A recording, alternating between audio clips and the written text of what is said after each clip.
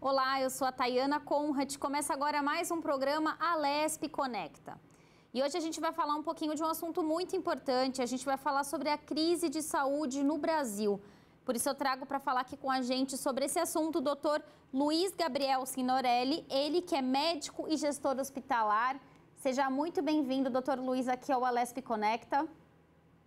Obrigado, Tainá. Obrigado pelo convite da TV Alesp, para tentar esclarecer alguns pontos aí que as pessoas talvez tenham alguma dúvida. É verdade, doutor Luiz. Primeiro, eu queria que o senhor falasse um pouquinho o que é essa crise hospitalar no Brasil. É claro que a gente já imagina o que é, porque a gente está passando por uma pandemia que não se imaginava, que seria por tanto tempo e que, seria como está sendo essa quantidade de mortes aí no país. Mas eu quero que o senhor fale do cenário no geral. A gente já vivia uma crise na saúde no Brasil antes da pandemia? Certamente. A saúde no Brasil sempre foi subfinanciada. Os governos sempre deixaram a saúde como um financiamento abaixo do que ela precisava. A saúde tem se tornado cada vez mais caro. É um desafio dos governos manterem investimento em saúde. Então, dentro dos hospitais, que são os locais onde os pacientes vêm para se curar e não para prevenir doenças, e já é sempre foi lidado com uma situação de muito caos, de superlotação, de poucos insumos. Então, sempre tivemos na linha da falta de insumos e da falta de estrutura. Agora, doutor, quando a gente fala dessa falta de estrutura, falta de insumos, de vagas, fila de espera para fazer exames, a gente pensa muitas vezes que esse é um problema que ocorre só na rede pública, o que não é verdade, né, doutor? A gente também vê isso acontecendo muito na rede privada. Exatamente. A rede privada, ela também trabalha sempre no limite.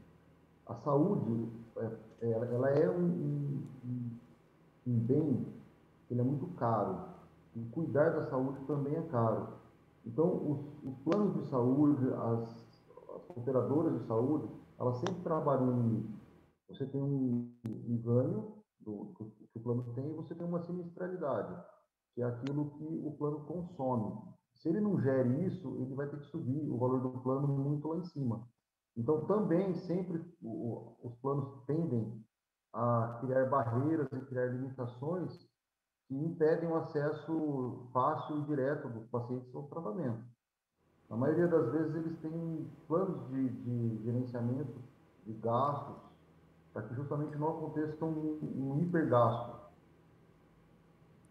E, doutor Luiz, com a questão da pandemia, principalmente com o início da pandemia, a gente viu que muitas pessoas deixaram aí de fazer seus exames de rotina ou até de controlar aí algumas doenças crônicas, passaram a, no começo deixar de ir, depois com o tempo acho que começaram a retomar. Porém, a gente vê ainda também o sistema público e o privado com filas de espera gigantescas para pacientes com doenças já crônicas ou com algum tipo de doença até muito grave, como o câncer, né? Exatamente. Esse é uma consequência da pandemia que a gente ainda vai experimentar o pico dela, que é a falta de diagnóstico, a falta do diagnóstico precoce de algumas doenças, a falta de cuidado de alguns pacientes, de segmento médico. No começo, por medo. Depois, acho que as pessoas acharam que a pandemia duraria pouco tempo, então foi adiando, a hora que veio já estamos mais de 15 meses nessa pandemia. Então, muitos diagnósticos deixaram de ser feitos, muitos tratamentos que poderiam ser feitos de uma maneira mais simples, mais barata, menos custosa do ponto de vista de saúde física e mental para os pacientes, não vão acontecer, né? Então, infelizmente, a gente já está experimentando, mas eu acredito que teremos aí um período muito ruim pós-pandemia, que a gente vai ter que colher maus frutos dessa ausência de cuidados em saúde, sem ser da pandemia, né? Cuidados de outras doenças. Agora, doutora, é claro que a gente, né, tocando nesse assunto, falando principalmente do medo das pessoas, né, de ir até o hospital, de fazer exame. Agora, a gente sabe que existe também uma dificuldade na marcação desses exames, principalmente no sistema público, que ainda está muito congestionado com toda essa situação da pandemia. Então, o que o senhor diria para uma pessoa que tem algum problema de saúde grave, que precisa de um acompanhamento, mas tem dificuldade aí em fazer os seus exames e o acompanhamento necessário por conta aí de falta de agenda, muitas vezes? Eu acho que essas pessoas que têm alguma doença mais grave, alguma situação ou algum diagnóstico para ser feito, elas têm que pressionar o ente público. Se ela não pressionar o ente público, ela não vai conseguir, infelizmente. Então, estamos todos atolados de trabalho. E, de repente, a gente acaba olhando mais para uma doença, que no caso do coronavírus, que a gente passa o dia inteiro buscando soluções, estratégias, e a gente, de repente, quando a gente é cobrado de alguma tarefa, alguma situação, a gente vai atrás também. Então, é importante que eles se cobrem, não esperar sentado, não esperar que o ente público chame, convide. Tem que ir atrás, tem que cobrar. Cobrando o ente público, cobrando o plano de saúde, você certamente vai conseguir. Hoje o Brasil tem leis, tem normativas, né? Tem normativas da ANS, Agência Nacional de Saúde Suplementar, você tem normativas do SUS, que determinam um tempo de realização do exame. Né? E essas agências, elas são muito criteriosas nesse assunto. Então é importante, sim, que você cobre o ente sobre o seu cuidado. E, doutor, o senhor como médico até, né, e gestor hospitalar, acho que pode falar um pouquinho para a gente sobre algumas doenças, porque, é claro, a gente está com essa doença em foco, né, o Covid-19, a gente acaba sempre focando mais nela, mas a gente sabe que existe aí a alta em números, por exemplo, de doenças como o sarampo, que já haviam, né, tido números pequenos de casos, mas aumentaram. Doutora, eu queria que o senhor falasse quais os tipos de doenças que voltaram aí em alta no país agora, nesse momento, mas que a gente às vezes acaba nem tocando no assunto. A gente já tem uma endemia, assim, uma epidemia no Brasil de longo tempo, né? Como as doenças infecto-contagiosas, principalmente as DSTs, as doenças sexualmente transmissíveis. Existe um retorno de algumas doenças que tinham diminuído muito, como sífilis. Essas doenças estão voltando. O HIV também, a gente está experimentando um período de aumento de casos de HIV, depois de um longo período de queda. E doenças crônicas, como doenças renais crônicas, hipertensão, diabetes, essas doenças todas, elas estão cada vez mais presentes no nosso dia. Infelizmente, são doenças que se tornam por muito tempo silenciosas, e quando elas aparecem em algum sintoma do paciente, ele já está numa situação mais grave. E aí a gente tem que correr contra o tempo para poder cuidar desses pacientes. Quando a gente fala, doutor, dessas doenças que voltaram, doenças que tinham sido erradicadas aqui no Brasil, mas voltaram, isso tem alguma ligação com a pandemia? É falta realmente das pessoas se preocuparem mais com os exames de rotina ou é algo que já era uma tendência com ou sem pandemia? As DSTs já era uma tendência antes da pandemia, do retorno delas, né? Principalmente as sífilis. Agora, outras doenças, hipertensão, diabetes, sempre foi assim no Brasil. Infelizmente, nós que estamos dentro do hospital, estamos acostumados a ver pacientes de muitos e muitos anos com a doença silenciosa ou oligossintomática, com poucos sintomas, e que, infelizmente, quando o paciente chega para a gente, ele já está numa insuficiência cardíaca importante, ele já está numa doença renal importante que precisa de hemodiálise. Isso era comum, já era comum. Eu acredito que com a pandemia e o medo das pessoas de procurar ajuda médica, hospital, as pessoas têm chegado para o hospital num estado pior, numa situação aguda da doença crônica, né, uma agudização dessa doença crônica, que muitas vezes é muito difícil reverter. É verdade, doutor. E quando o senhor fala, né, nessa questão de doenças crônicas, muitas doenças que precisavam, né, de um tratamento aí a longo prazo, a gente também se depara com muitas pessoas, né, relatando aí que deixaram no período da pandemia de cuidar da saúde, de cuidar aí de mulheres que deixaram de cuidar, né, de fazer o tratamento aí preventivo do câncer. E aí, quando o senhor fala também numa crise posterior à pandemia, é tudo com relação a esse medo das pessoas, né? E deixar aí aquela rotina de exames para depois, né? Isso, tem a ver com o medo das pessoas de buscar o exame, fazer a busca ativa de alguma doença, né? Os exames preventivos, né? O famoso check-up, né? Tem o medo e também tem o medo do que vai encontrar. Às vezes as pessoas elas dizem que se você procurar, você encontra. É um conceito totalmente errado. Eu ouço muito isso. Né? É um conceito totalmente errado. Infelizmente, as pessoas têm esse conceito. E aí a gente certamente vai encontrar um período pós-pandemia, porque um ano, 15 meses ou 18 meses que a pandemia dure mais algum tempo, sem fazer diagnóstico correto de câncer de mama, câncer de colo de útero, câncer de próstata, que muita gente deixou de fazer o screening, né, que é o check-up, certamente essas pessoas continuaram tendo as doenças, só que o diagnóstico vai ser atrasado. O diagnóstico atrasado, a doença vai estar em outra etapa, e muitas vezes é mais difícil de tratar. É verdade, doutor. Outra questão que a gente percebe aí, até a gente tem visto aí sendo noticiado muito, e que preocupa também essa questão da saúde, são as vacinas, né? Como eu toquei aí na questão do sarampo, a gente vê também uma adesão menor às vacinas agora nesse período de pandemia. Está todo mundo esperando para tomar a vacina de Covid-19, mas a gente vê que tem uma baixa, a gente viu agora na campanha da gripe mesmo, quantas pessoas deixaram de procurar aí postos de saúde para tomar as vacinas. Eu queria que o senhor falasse um pouquinho dessa questão também. Eu acho que o que mais, um dado que chamou muito a atenção minha foi de pessoas que não tomaram a segunda dose.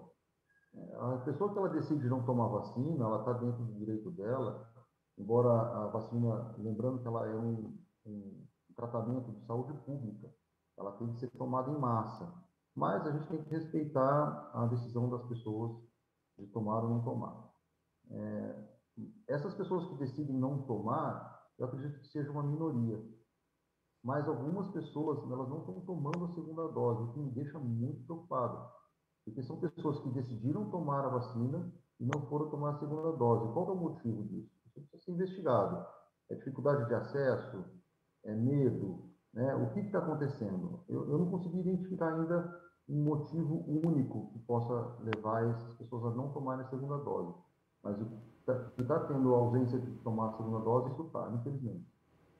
E não só a segunda dose da vacina, mas como a própria vacina da gripe, que a gente sabe que é bastante importante, né, nesse período. E a gente viu aí uma baixa adesão também. Agora, eu me lembro que um pouco antes da pandemia, a gente já via esse número de vacinação caindo até em criança. A gente já viu um movimento aí de pais que não queriam mais vacinar os seus filhos. Agora, doutor, por que se dá esse tipo de movimento e esse medo, às vezes, das pessoas de tomar a vacina? A gente viu isso no começo, né, da vacinação também do Covid-19, agora parece que as pessoas mais informadas e viram que fora do país deu certo, parece que elas se sentem um pouco mais seguras, né? Exatamente, é histórico isso, né? Todo mundo estudou na escola aí a revolta das vacinas, né? A famosa revolta das vacinas, e mesmo hoje, depois de mais de um século, a gente continua tendo situações onde as pessoas não confiam na vacina. E a gente vive numa era da informação. A internet trouxe para a gente muita informação.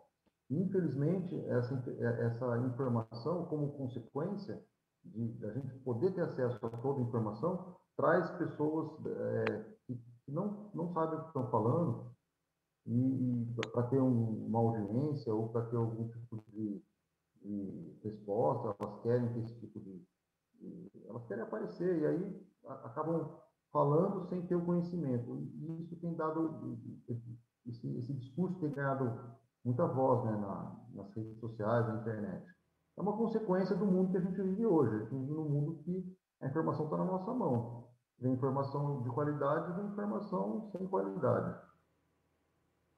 E esse é um dos motivos também, né, doutor, da gente ver aí o sarampo, né, estar voltando aí com força agora. A gente vê que realmente é falta da adesão de vacina. São doenças que a gente tem como prevenir, né? A própria meningite, agora a gente também tem visto aí campanhas para meningite também, para vacinação contra meningite. Então, são doenças que podem, né, a gente pode se proteger e que elas estão voltando com tudo e que preocupa também os médicos, né?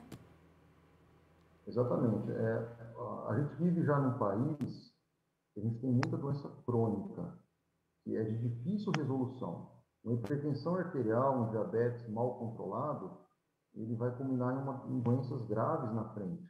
E o cuidado da diabetes e da hipertensão é um cuidado a longo prazo, é um cuidado com exercícios físicos, prevenção e promoção de saúde.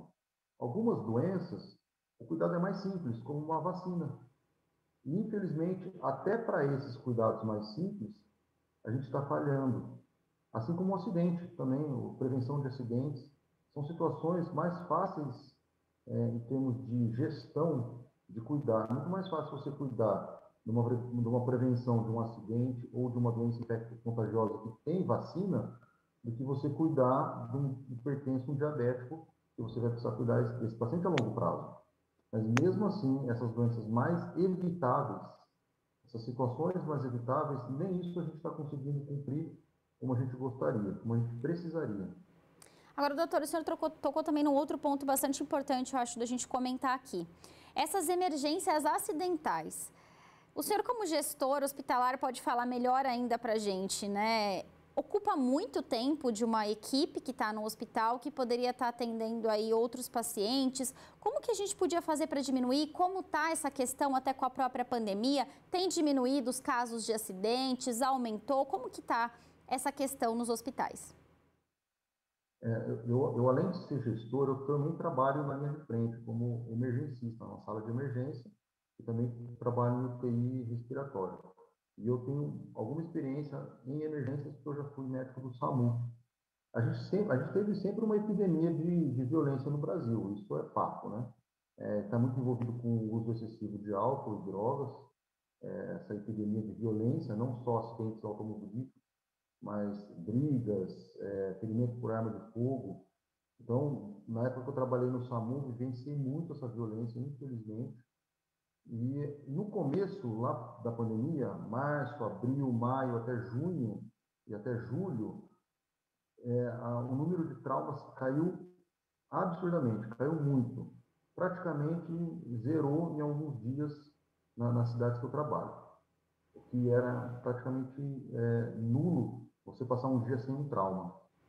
Ao passar do tempo, as pessoas foram relaxando, foram vivendo as suas vidas, e hoje a gente encontra uma situação muito crítica. As pessoas voltou ao que era, não tem um aumento do número de violência ou de trauma, já era um alto e continua alto agora. O que a gente vivenciou foi um período de queda. E esses pacientes que sofrem trauma e vão parar no hospital, eles ocupam muito tempo da equipe médica, ocupam, são custosos do ponto de vista financeiro, de equipamentos, de insumos, de saúde para o paciente. Então, é um paciente que demanda muito do hospital e da equipe médica.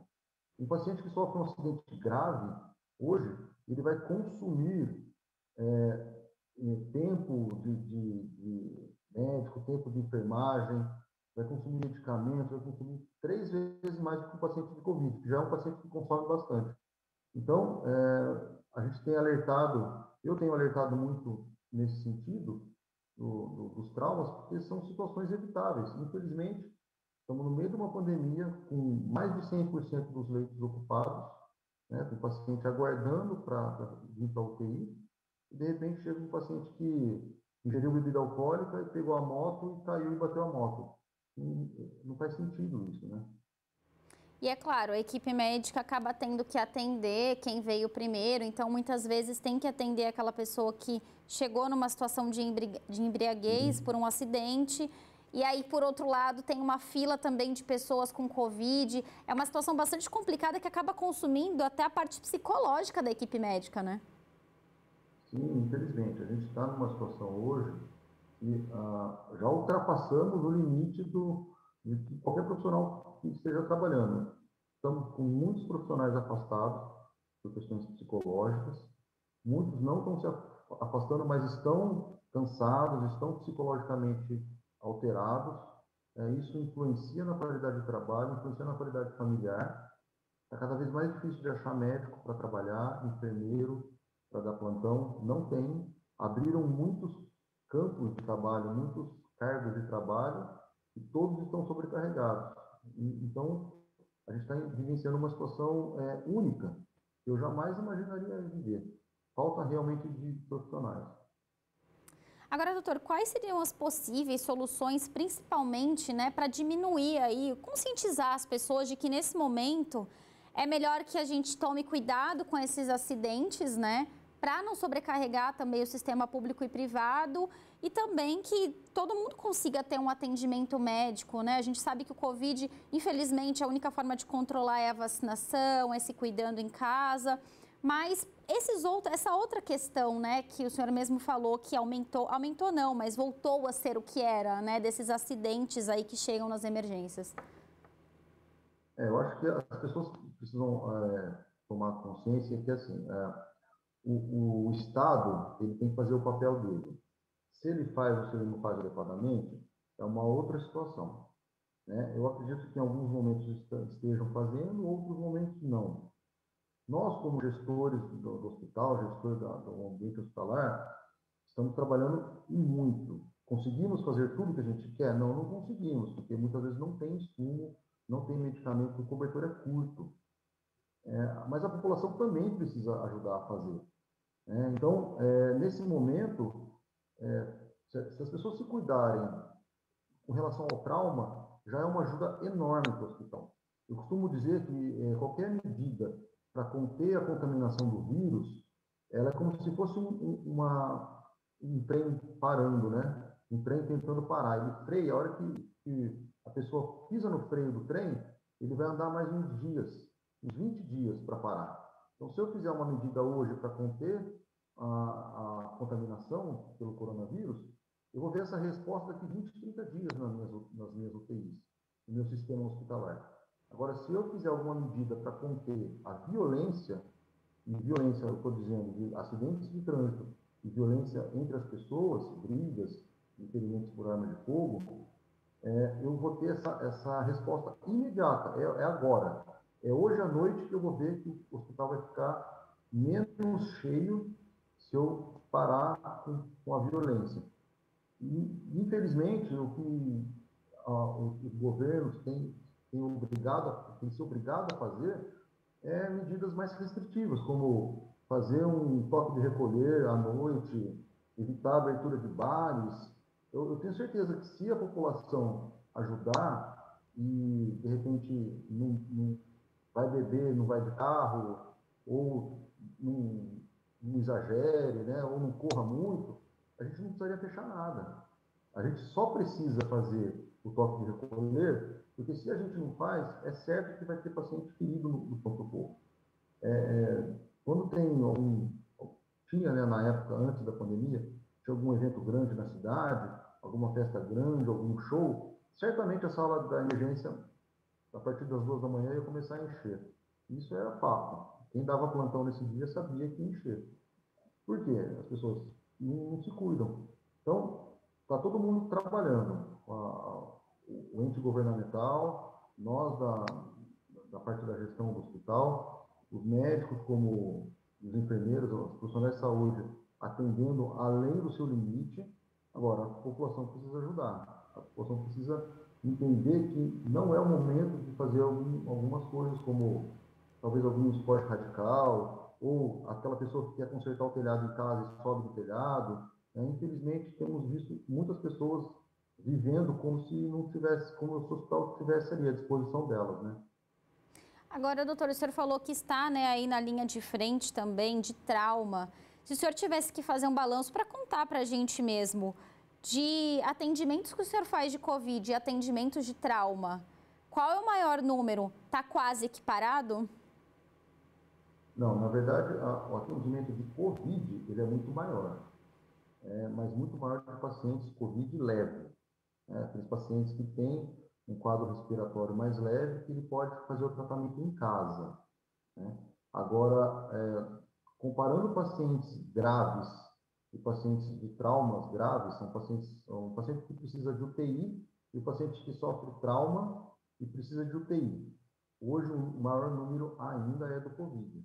Então, a gente está aí com nós temos aqui no hospital 3 UTIs. 2 estão exclusivas para Covid e uma são para outras patologias.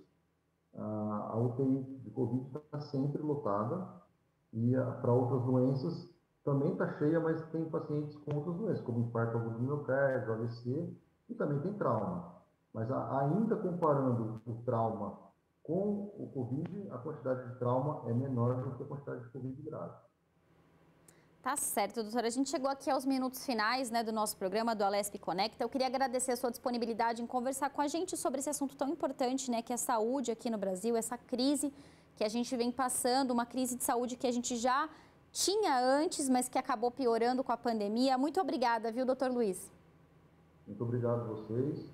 Eu só queria deixar um recado para a população. Claro. Que se a gente aprender a viver em grupo, em conjunto, a gente pode ter uma vida normal. Desde que a gente tenha atitudes proativas, atitudes pensando no próximo. Obrigada, doutor. Esse foi mais um programa Alesp Conecta. Para você rever esse programa, acesse a nossa plataforma no YouTube da Rede Alesp. Muito obrigada e até um próximo programa. Tchau, tchau.